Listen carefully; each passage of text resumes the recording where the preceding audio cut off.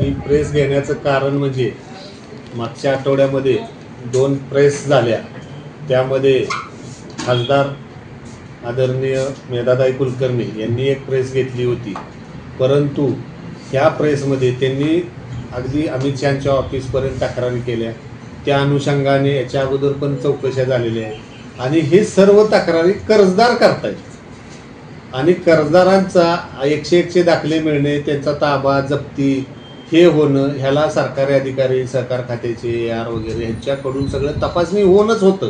हे काय कुठल्या बँकेचे अधिकारी बँकेचे पदाधिकारी करू शकत नाहीत। हे सगळं करत असताना मला त्यांना एकच सांगायचं आहे की जो कोण दोषी असेल त्याच्या अजून चौकशा होऊ द्या। बँक आम्ही चौकशीला सहकार्य करण्यास तयार आहे, परंतु मीडियामार्फत फक्त वातावरण गढूळ करून कर्जदारांचा फायदा होईल असं कोणी वागू नये।